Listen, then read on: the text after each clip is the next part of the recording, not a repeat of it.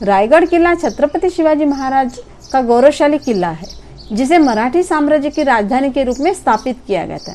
यह किला महाराष्ट्र के रायगढ़ जिले में सह्याद्री पर्वत श्रृंखला में स्थित है और समुद्र तल से लगभग 2700 फीट की ऊंचाई पर बना हुआ यह फोर्ट है।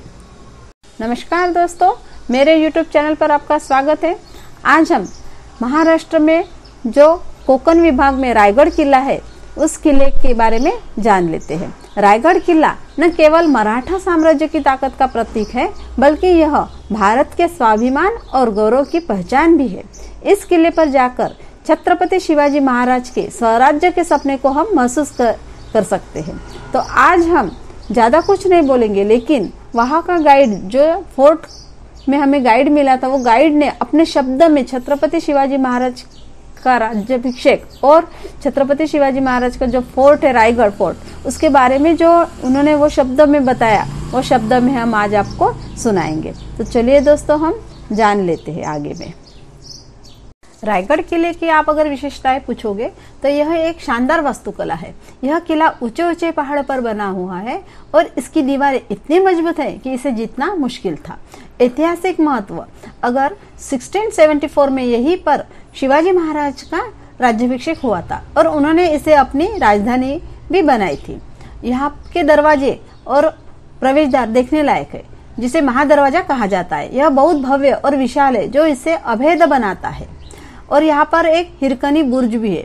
इस स्थान पर एक वीर महिला हिरकनी नाम की, जिन्होंने रात के अंधेरे में किले की दीवार से उतरकर अपने बच्चे तक पहुंचने का साहसिक कार्य किया था।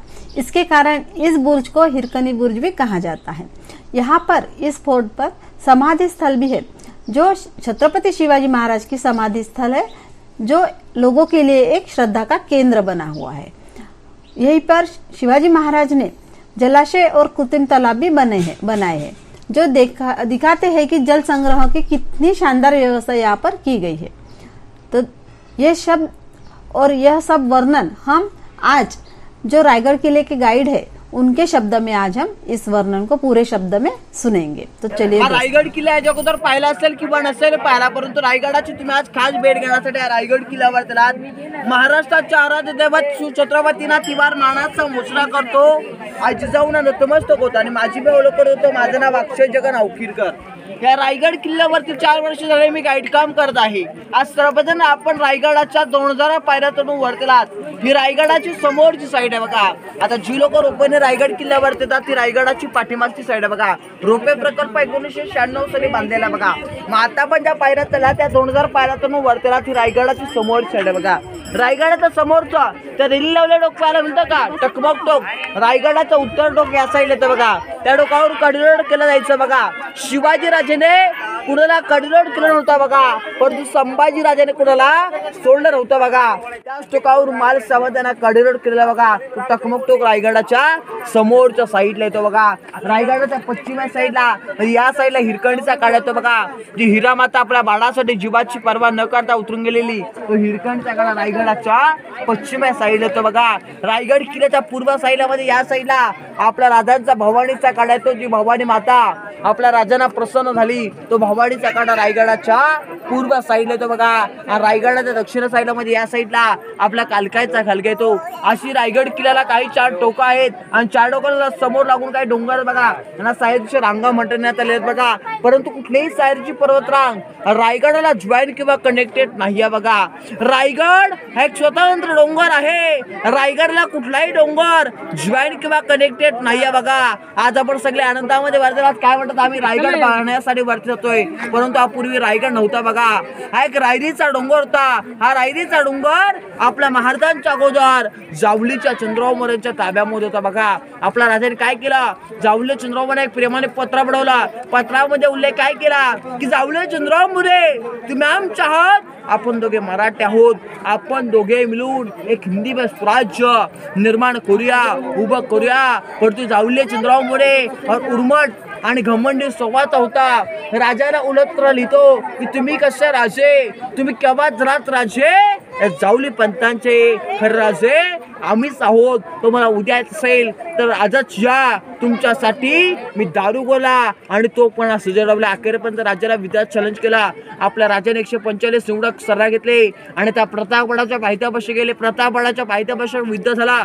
युद्धामध्ये जावले चंद्रावरचा धाकटा भाऊ हनुमंतराव मोरे त्या लढ्यामध्ये मारला गेला. जावल्या चंद्रावर वाटलं राजांच्या हस्ते आपला इथं वध होऊ शकतो म्हणून आपण देखील शरण गेलं पाहिजे. मग तो जावल्या चंद्राव मोरे आपल्या राजाला शरण आल्याच्या नंतर राजाने काही त्याला मारलेलं नाही आहे, आपल्यामध्ये सामील करून घेतला. आपल्या राजाने डोंगर आपल्या ताब्यामध्ये कधी घेतला तर 15 मे 1656 साली जे आपला डोंगर आपल्या ताब्यामध्ये घेतलेल्याच्या अगोदर डोंगर होता. डोंगरावरती नंतर बांधकाम केलीत. हा रायगड किल्ला पूर्णपणे बांधण्यासाठी किती वर्ष लागली तर 14 वर्ष लागलीत हा रायगड किल्ला बांधायला. 14 वर्षामध्ये रायगड किल्ल्यावरती बांधलं काय तर 350 इमारत्या बांधल्या, 11 तलाव बांधली, 84 पाण्याच्या टाक्या बांधल्या. हा पूर्ण रायगड बघायला तुम्हाला 2 दिवस लागतील. बघा रायगड खूप मोठा आहे. 1200 एकर रायगड पायथ्यापासून माथ्यापर्यंत आणि वरचे क्षेत्रफळ 100 एकर, वरचं पठार भाग 100 एकर. बघा रायगड किल्ला तुम्ही पाहताय, जिथून गाडी पार्क केली तिथून रायगडाची हाईट आहे 1375 फूट, 750 मीटर. तुम्ही आता वरती आहात बघा आणि माझ्यासोबत रायगड किल्ला पाहताय. बघा रायगड किल्ला पाहण्यासाठी तुम्ही रायगड किल्ल्यावरती आहात. रायगडाला आजूबाजूला काही डोंगर आहेत. रायगडाला कुठलाही डोंगर जॉईन नाहीये म्हणून आपल्या राजांनी रायगडला राजधानीचा दर्जा दिला. बघा म्हणजे राजांची पहिली राजधानी राजगड आणि दुसरी राजधानी रायगड आहे. बघा रायगड ही राजांची दुसरी राजधानी आहे. बघा राजे रायगड किल्ल्यावरती येण्याच्या अगोदर राजाने रायरीला खालूनच पाहिलं, या डोंगरांना खालूनच पाहिलं आणि राजाने रायरीला पाहिलं आणि रायरीने त्यावेळेला राजाला पाहिलं. त्यावेळेला राजांच्या तोंडातून उद्गार वाक्य काय बाहेर निघाले. ते उद्गार वाक्य असे आहेत की राजा कासा जाऊनी पाहता गड बहुतच खोड आहे, औ चौतर्फा गडाचे कडे गड तासिल्याप्रमाणे, गड 1.5 गाव उंच पर्जन्यकाली, गडावरती कधी गवत उगवत नाही, धोंडा तासू एकच आहे, दौलतबादच्या दशगुणी उंच, ऐसे देखुनी महाराज संकुच झाले आणि बोलले की तख्ताच जागा हातगड खरा करावा. तख्त म्हणजे राजधानीची दर्या या रायगडाला दिलेला आहे. बघा आज रायगड किल्ला पाहण्यासाठी तुम्ही रायगड किल्ल्यावरती आलात. 2 तास लागला तुम्हाला येण्यासाठी रायगड किल्ल्यावरती. बघा 2 तासामध्ये रायगड किल्ला पाहणार तुम्ही आणि 2 तास तुम्हाला चढण्यासाठी लागले. असे 4 तासाचा तुमचा प्रवास झाला. बघा रायगड किल्ल्यावरती 4 तास तुम्ही फिरणार. परंतु जर का बघायला गेला तर आज आपण रायगड किल्ल्याचा सर्वांनी महादर्जा पाहिला. परंतु महादर्जा पाहिल्याच्या नंतर प्रश्न तुमच्या मनामध्ये असा निर्माण झाला असेल, आम्ही एवढा महादर्जा पाहिला परंतु आम्ही खालून बघितला आम्हाला दरवाजा दिसला नाही. ज्यावेळी दरवाजाच्या समोर राहील त्यावेळी आपल्याला दरवाजा पाहायला मिळाला. तर तसं का, त्याचा आकार का असा दिलेला आहे त्या नागमोडी सारखा आकार दिलेला. बघा कारण की का शत्रूने आक्रमण केलं तर ते आक्रमण भिंतीवरती व्हावं आणि रिटर्न जावं म्हणून त्याचा आकार हा नागमोड सारखा देण्यात आलेला. बघा तो किल्ल्याचा मेन गेट महाद्वार आहे. बघा कारण की शत्रूने आक्रमण केलं तर भिंतीवरती आलं तर रिटर्न जाऊ शकतं आणि दरवाजावरती आक्रमण झालं तर शत्रू कसाही आतमध्ये येऊ शकतो म्हणून त्याचा आकार हा नागमोड सारखा देण्यात आलेला आहे. बघा समोर आपण जे तलाव पाहिलं तलावाचं नाव आहे हत्ती तलाव. हत्ती तलाव म्हणजे काय, रायगड किल्ल्यावरती हत्तीचं पालनपोषण केलेलं, त्याचा पिण्यासाठी पाणी किंवा आंघोळी करण्यासाठी पाण्याचा उपयोग इथे केला जायचा. त्यावेळीचं मेन हत्ती तलाव आहे. बघा या साईडला राजाचं शिरकादेवीचं मंदिर, आज हे शिरकादेवीचं मंदिर आपल्याला इथे पाहण्यासाठी मिळत आहे. गर्भाची गोष्ट आहे, आज रायगड किल्ल्यावरती हे मंदिर आपल्याला पाहण्यासाठी मिळालं नसतं. कारण की का, त्याला स्थानिकांनी वरती आणलेल्या पाहीवरती चढून आलेलं आहे हे शिरकादेवीचं मंदिर.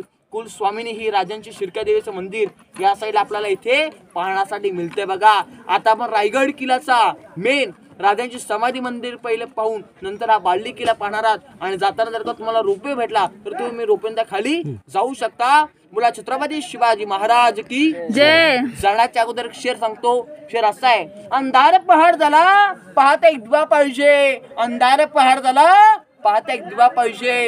या देशाला या महाराष्ट्राला पुन्हा एकदा जाऊनचा शिवा पाहिजे, पुन्हा एकदा जाऊनचा शिवा पाहिजे.